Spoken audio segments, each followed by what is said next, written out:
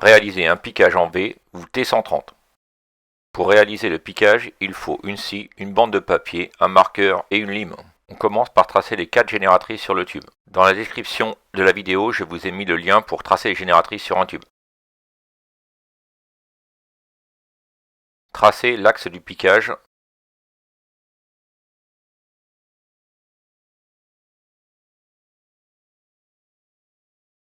Tracez cet axe sur les 2 autres génératrices.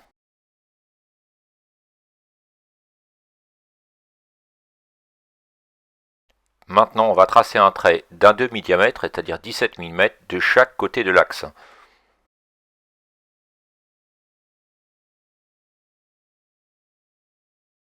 Voilà, on voit bien les 2 traits. Et sur ce plan, je vous explique en fait que le tube arrive, voilà, et ici et là, vous avez donc un demi-diamètre de chaque côté de l'axe du tube. À l'aide d'une baguette, on va relier les 3 points. C'est un geste un peu technique. Voilà, là on trace un premier axe. On relie les 2 autres points et on commence à voir le V apparaître. Il faut évidemment le tracer de chaque côté du tube. Voilà. Le dernier. On va maintenant placer le tube dans l'étau pour réaliser une coupe droite. Voilà. On met bien cet axe droit sur la coupe. Ensuite, avec une scie et une lame neuve, montée dans le bon sens, on va d'abord marquer le tube de façon à ne pas glisser. Et maintenant, on se met bien droit face à la coupe, au trait de coupe, et on coupe tranquillement à la scie.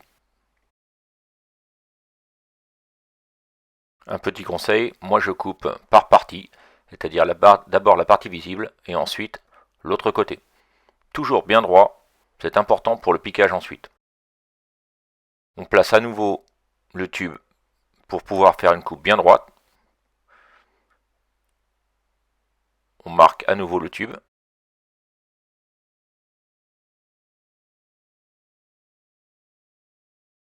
Et maintenant on se met bien droit face à la coupe.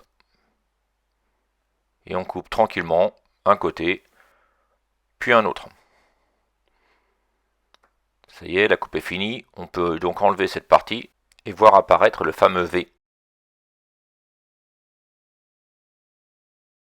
De ce côté, on voit que la coupe n'est pas parfaite.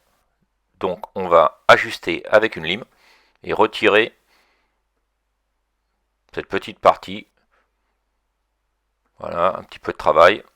Et on ajuste et on vérifie le piquage. On va maintenant réaliser la deuxième partie. À nouveau, il faut tracer les 4 génératrices.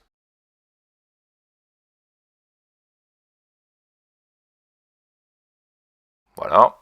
Une fois que c'est fait, on place sur chaque génératrice un trait à 17 mm. Ça représente en fait la moitié du tube. C'est la pénétration qu'il va y avoir dessus. À nouveau, avec une baguette, on va tracer, relier les points et tracer le V.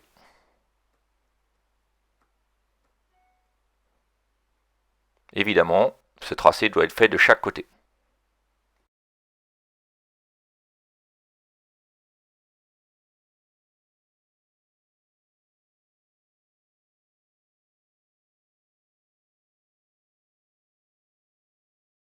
Ça y est, on voit le V.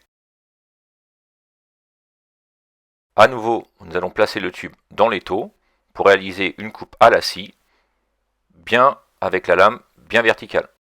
Voilà, comme ceci. C'est important d'essayer de faire une coupe bien droite. D'accord.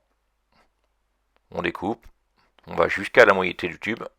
Attention de ne pas couper en une seule fois parce que des fois on se désaxe et le V va être déformé.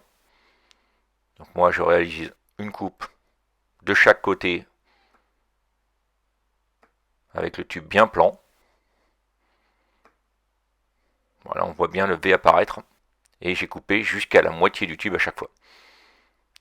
On inverse le tube, on le place à nouveau pour faire une coupe droite à la scie et on fait la deuxième partie de la pointe.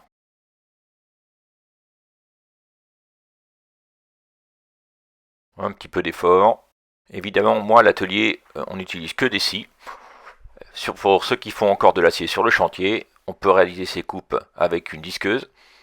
Et attention, la disqueuse, c'est vraiment dangereux. Évidemment, c'est plus simple en vidéo.